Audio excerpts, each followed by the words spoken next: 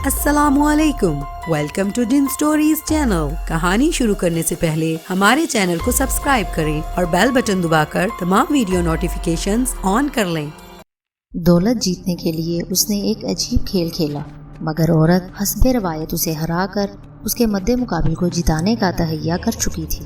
اس خطرے کا قصہ جسے اس کی روح بھی محسوس نہ کر سکی۔ اپنا قاتل آپ جانسن اور جیمز نے مل کر جو کاروبار شروع کیا تھا وہ پہلی سال بری طرح ناکام ہوا۔ جو رقم انہوں نے لگائی تھی اس کا بیشتر حصہ ضائع ہو گیا۔ کاروبار چلنے کی کوئی صورت نظر نہ آئی، لیکن انہیں ایک حسین اور دلکش لڑکی ڈیانا کا تعاون حاصل ہو گیا اور کاروبار نہ صرف چل نکلا بلکہ چمک اٹھا۔ ڈیانا ایک معمولی سے ہوٹل میں ملازم تھی۔ ایک شام اس کی ملاقات جانسن سے ہو گئی۔ جانسن نے لڑکی کے حسن سے متاثر ہو کر اس سے پوچھا کہ وہ اپنے حسن و جوانی کو اس گمنام ہوٹل کی ادنا سی نوکری میں کیوں تباہ کر رہی ہے۔ لڑکی نے اسے بتایا کہ وہ ہر قسم کا رقص کر سکتی ہے، لیکن پشت پناہی کے لیے کوئی مرد ساتھ نہیں دیتا، اس لیے وہ کسی بڑے ہوٹل یا کلب تک رسائی حاصل نہیں کر سکتی۔ جانسن خاصا چالاک اور چرب زبان آدمی تھا۔ اس نے ڈیانا سے کہا، اگر تم میری فرم میں کام کرو تو تمہیں نہ صرف اچھی تنخواہ ملے گی بلکہ میں تمہارے ساتھ شادی بھی کروں گا، بشرطے کہ ہمارا کاروبار چل نکلا۔ ڈیانا نے پوچھا، کام کیا ہوگا؟ جانسن نے کہا، ہم گھریلو ضروریات کی اشیاء بیچتے ہیں۔ تمہارا کام یہ ہوگا کہ تم گھروں اور دفتروں میں جا کر مال کی تشہیر کرو اور آرڈر لاؤ۔ ڈیانا بڑی دلکش لڑکی تھی اور وہ مردوں کی نفسیات کو خوب سمجھتی تھی۔ اس نے ہوٹل کی نوکری چھوڑی اور جانسن اور جیمز کی سیلز گرل بن گئی۔ چند دنوں میں وہ پرائیویٹ کمپنیوں کے دفتروں میں سے مختلف اشیاء کے بے شمار آرڈر لے آئی۔ ان آرڈرز کے لیے اس نے بعض مردوں کو کل کے وعدے پر خوش کر دیا اور بعض کو نازو انداز سے اندھا کر آئی۔ اس کا یہ طریقہ ایسا کامیاب ہوا کہ جانسن اور جیمز کا کاروبار سنبھل گیا۔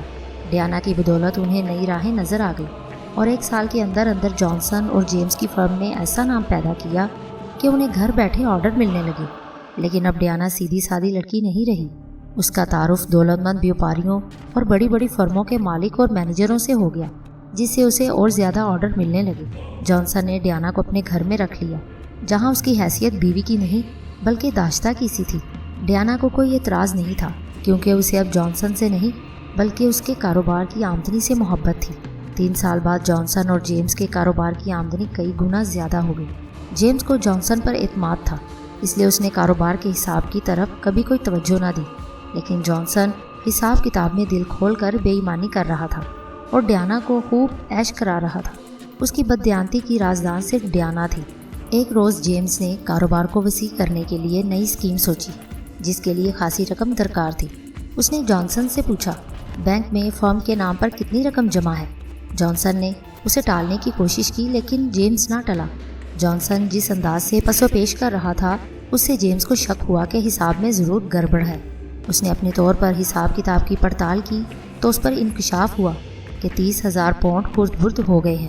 اس نے تمام تر حساب کتاب اپنے قبضے میں کر لیا اور جانسن سے کہا کہ مجھے 30,000 پاؤنڈ کا حساب دو، ورنہ میں تم پر غبن اور دھوکہ دہی کا مقدمہ دائر کر دوں گا۔ جانسن نے صاف انکار کر دیا۔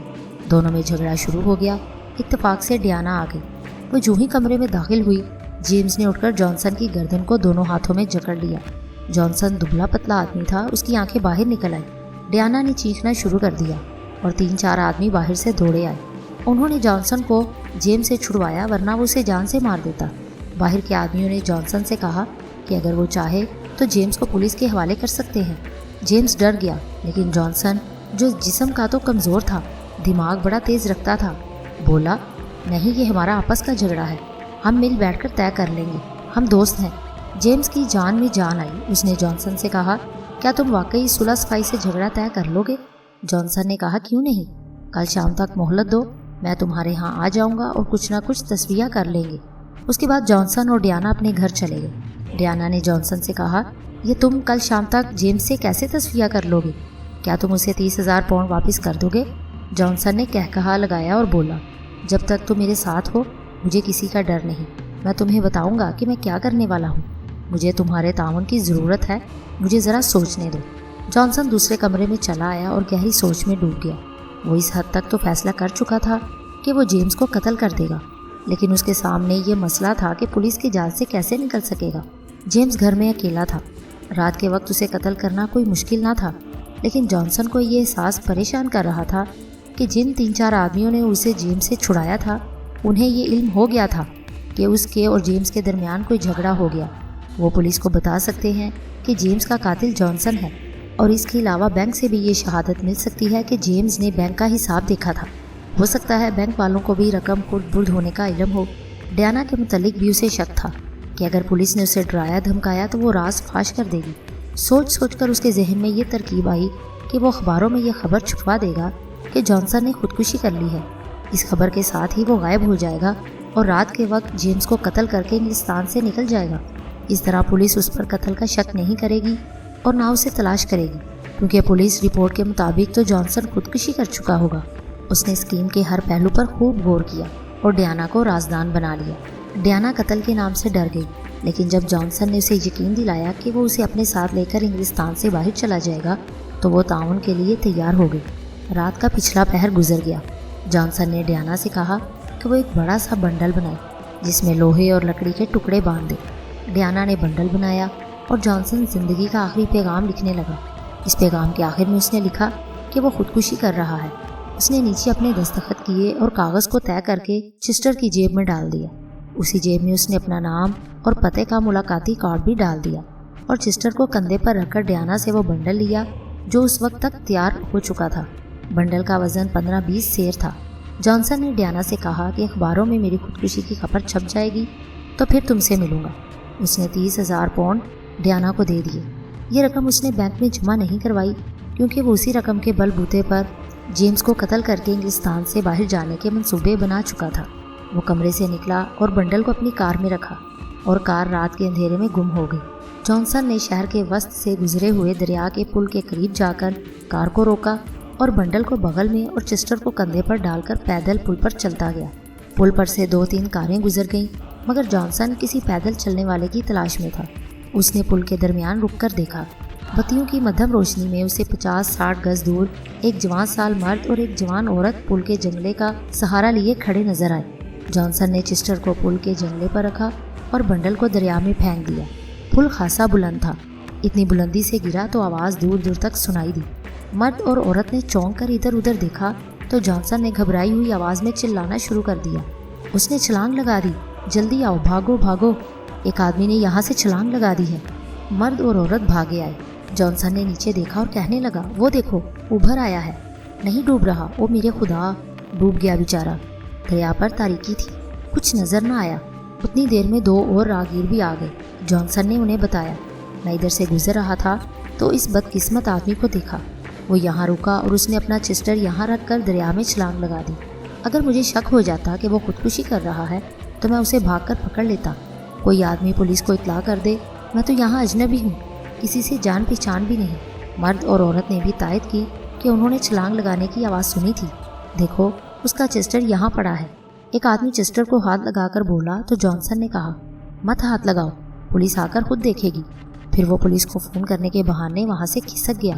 اس نے اپنی کار کو پل کے قریب ہی رہنے دیا اور خود غائب ہو گیا۔ وہ لندن کے ایک دور دراز کے گوشے میں گمنام سے ایک ہوٹل میں چلا گیا اور غلط نام بتا کر ایک کمرہ لے لیا۔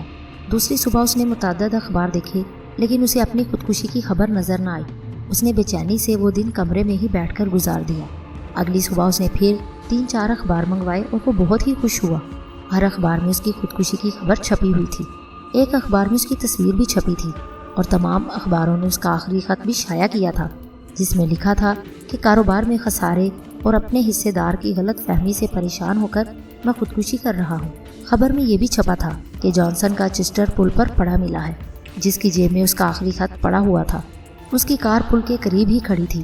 پولیس نے خبر کے مطابق کہا تھا کہ چونکہ دریا کی کیفیت سیلابی تھی اس لیے خیال کیا جاتا ہے کہ لاش آگے دور جا کر نکل آئے گی، لیکن اس عمل میں 8-10 دن گزر جائیں گے۔ جانسن کی یہ اسکیم کامیاب رہی۔ پولیس کو یقین ہو گیا تھا کہ جانسن مر چکا ہے۔ اب جیمز کو قتل کرنا باقی تھا۔ جیمز کے قتل ہو جانے کی صورت میں اب پولیس یہ نہیں کہہ سکتی تھی کہ قاتل جانسن ہے۔ اسی رات جانسن نے جیمز کو قتل کرنے کا پروگرام بنایا۔ اس مقصد کے لیے اس نے ایک بڑے سائز کا چاقو اپنے پاس رکھا ہوا تھا۔ رات کا اندھیرا گہرا ہو گیا تو اس نے ہوٹل سے جیمز کے گھر فون کیا۔ ادھر سے جیمز نے ریسیور اٹھایا اور بولا، ہیلو، میں جیمز بول رہا ہوں۔ जॉनसन बोला, ओह मैं माफ़ी चाहता हूँ, रॉन्ग नंबर। ये कहकर उसने फ़ोन बंद कर दिया। दरअसल वो ये मालूम करना चाहता था कि जेम्स घर पर है या नहीं। जेम्स घर पर ही मौजूद था। जॉनसन टैक्सी में बैठकर जेम्स के घर जा पहुंचा। दरवाजे पर दस्तक दी तो दरवाज़ा जेम्स ने ही खोला। जॉनसन का इरादा उसे अंदर कमरे में कत्ल करने का था। उसे तवक्को थी कि जेम्स उसे देखते ही उस पर बरस पड़ेगा और पुलिस को इत्तला करने की धमकी देगा, लेकिन वहाँ मामला उलट ही निकला। जेम्स ने जॉनसन को देखा तो पहले उसे देखता ही रह गया, फिर दबी दबी जुबान में बोला, ओ मेरे अजीज़ दोस्त जॉनसन, तुमने तो खुदकुशी कर ली थी, लेकिन मैं बच निकला हूँ। जॉनसन ने कहा, तुमने तो मुझे मौत के मुंह में फेंक दिया था, तुम तो पागल हो जॉनसन। जेम्स उससे बगलगीर हो गया और गुलगीर आवाज़ में बोला, तुम तसव्वुर नहीं कर सकते कि तुम्हें जिंदा देखकर मुझे किस कदर खुशी हो रही है।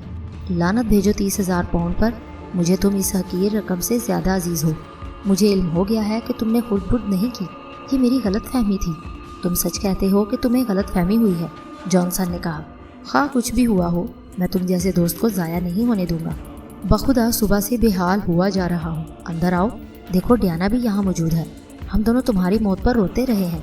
जॉनसन कमरे में दाखिल हुआ तो डियाना को वहाँ मौजूद पाया। जॉनसन का माथा ठनका। उसने सोचा कि डियाना यहाँ क्यों आई है, कहीं इसने भांडा तो नहीं फोड़ दिया। लेकिन जेम्स कुछ ऐसी बेसाख्ता मोहब्बत का इजहार कर रहा था कि जॉनसन के शकूक रफा हो गए। जेम्स ने कहा, तुम्हारी ज़िंदगी के नाम पर हम मिलकर शराब पियेंगे, मैं तुम्हें अपने हाथ से जाम पेश करूँगा। जेम्स दूसरे कमरे में चला गया। इस दौरान में जॉनसन ने डियाना से चंद एक बातें पूछी। डियाना ने उसे यकीन दिलाया कि जेम्स को यकीन हो गया था कि तुमने खुदकुशी कर ली है। वो वाकई अफसोस करता रहा है। इतने में जेम्स हाथ में ट्रे उठाए कमरे में आया। ट्रे में 3 गिलास शराब से भरे हुए थे। उसने एक गिलास अपने हाथ से जॉनसन को दिया, एक गिलास डियाना को और तीसरा खुद ले लिया। तीनों ने बैक वक्त गिलास मुंह से लगाए और एक ही बार सारी शराब हलक में उंडेल ली। जॉनसन ने 2 सेकंड बाद महसूस किया कि जैसे कमरा घूम रहा हो, फिर उस पर खुशी तारी हो गई और उसका सर ढलक गया। डियाना ने जेम्स से कहा, बहुत जल्दी असर हो गया है। जेम्स बोला, कितना अच्छा हुआ, कम वक्त खुद ही आ गया, वरना उसे ढूंढने में बहुत दुश्वारी होती। डियाना, मैं तमाम उम्र तुम्हारा एहसानमंद रहूँगा कि तुमने वक्त से पहले मुझे सारी बात बता दी। बताती क्यों ना, तुम्हें तो अभी तक यकीन नहीं आया होगा कि मुझे तुमसे मोहब्बत है। जो 30,000 पाउंड उसने उड़ाए थे, उनमें से 20,000 पाउंड तो उसने मेरे हवाले कर दिए थे। ये रकम मैं तुमको दे चुकी हूँ। उसी रकम के नशे में ये मुझे इंग्लिस्तान से बाहर ले जा रहा था। बदकार, कहता था कि मैं तुम्हारे साथ शादी करूँगा, मगर मुझे दाश्ता बनाए रखा। मैं जो तुमसे शादी कर रहा हूँ डियाना। जेम्स ने उसे प्यार से देखा और फिर बेहोश जॉनसन को देखकर बोला, काम तमाम कर दूँ। डियाना के इशारे पर उसने जॉनसन की शारब के दाएं और बाएं उंगलियां रखकर हवा की नालियां बंद कर दी और जॉनसन की नब्ज को पकड़े रखा। जॉनसन को तड़पने का होश ही कहाँ था। 3-4 मिनट बाद जेम्स ने डियाना से कहा, मर गया है, अब लाश को ठिकाने लगाना है। ये तो कोई मुश्किल काम नहीं, तुमने उसे कत्ल नहीं किया, 48 घंटे पहले खुदकुशी कर चुका है। अब लंदन के लोग इस खबर के मुंतजिर हैं कि जॉनसन की लाश दरिया से मिल गई है। अखबारों की खबर के मुताबिक पुलिस ने ख्याल जाहिर किया है कि उसकी लाश 8-10 दिन तक दरिया से निकल आएगी। जेम्स ने जॉनसन की लाश को कंधे पर डाला और पिछले दरवाजे से बाहर आ गया। उसकी कार बाहर खड़ी थी। उसने लाश को कार में डाला और कार स्टार्ट की, फिर कार का रुख दरिया की तरफ किया। वो कोई 1 घंटे बाद वापस आया। डियाना जेम्स के इंतज़ार में बहुत परेशान थी। उसने जेम्स को देखा तो बेताबी से पूछा, काम ठीक रहा? बिल्कुल ठीक, जेम्स ने मुसर्रत से भरपूर लहजे में कहा। लाश को दरिया में फेंकते हुए मुझे किसी ने नहीं देखा। 7 रोज़ बाद पुलिस की तरफ से अखबारों में खबर आई कि जॉनसन नाम के जिस शख्स ने फलां रात पुल से दरिया में कूदकर खुदकुशी की थी, उसकी लाश तुलियानी कम हो जाने की वजह से फलां जगह दरिया के किनारे झाड़ियों में अटकी हुई मिल गई। लाश की हालत बहुत बुरी थी। पोस्टमार्टम के बाद उसे सरकारी तौर पर दफना दिया गया है क्योंकि उसका कोई वारिस नहीं था। चंद दिनों बाद जेम्स और डियाना ने शादी कर ली।